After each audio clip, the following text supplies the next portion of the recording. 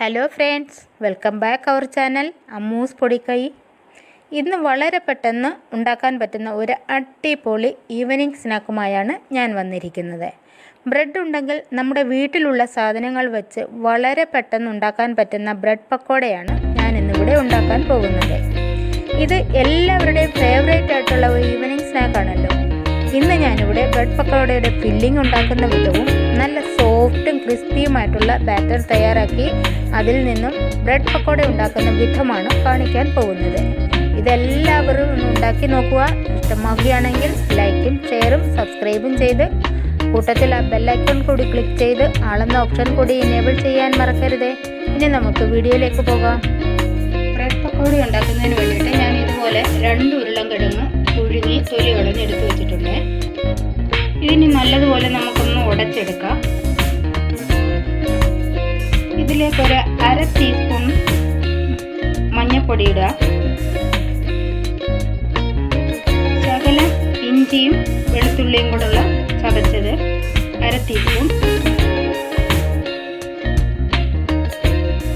മല്ലിപ്പൊടി ഒരു 1/2 ടീസ്പൂൺ. ജീരകത്തിൻ്റെ പൊടിയാണിത്, ഇത് 1/2 ടീസ്പൂൺ. കാച്ചരക്കാണ്, ഇത് കയ്യിലോട്ടിട്ട് ഒന്ന് ഫ്രഷ് ചെയ്ത് നമുക്ക് 1/2 ടീസ്പൂൺ ഉണ്ട്. ഇത് ഇങ്ങനെ ചേർത്ത് കൊടുക്കണം, നല്ലൊരു മണം കിട്ടാൻ കൊണ്ടാണ്. ഒരു 2 പച്ചമുളക് ചെറുതായിട്ട് അരിഞ്ഞത്,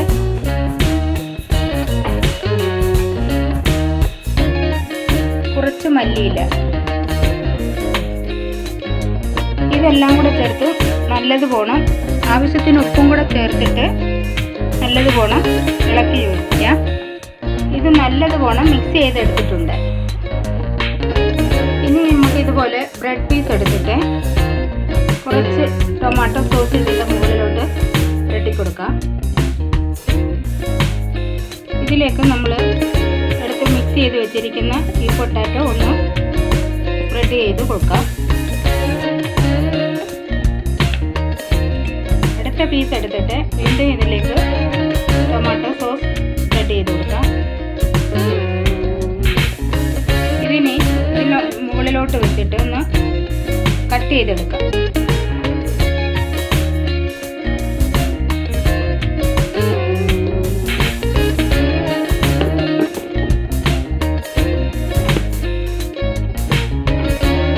ഇതുപോലെ ബാക്കി വരുന്നതും നമുക്ക് ഉണ്ടാക്കിയെടുക്കാം.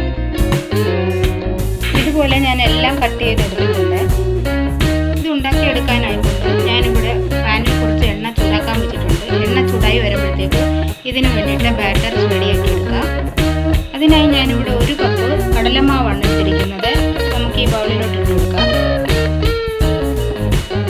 ടേസ്റ്റിനനുസരിച്ചുള്ള ഉപ്പിട്ട് കൊടുക്കാം. 1/2 ടീസ്പൂൺ മഞ്ഞൾപ്പൊടി, 1 ടീസ്പൂൺ മുളക് പൊടി,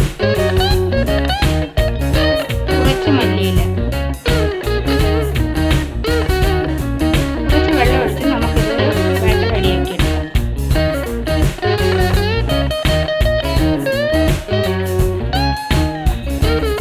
ബാറ്റർ റെഡിയാക്കി എടുത്തിട്ടുണ്ട്.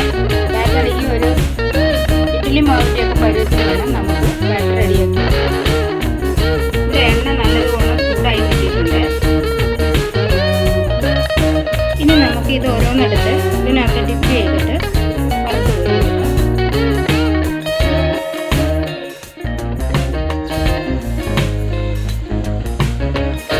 ഫ്ലെയിം കുറച്ച് വെച്ച് വേണം ഉണ്ടാക്കിയെടുക്കാൻ, ഇല്ലെന്നുണ്ടെങ്കിൽ കരിഞ്ഞു പോകും.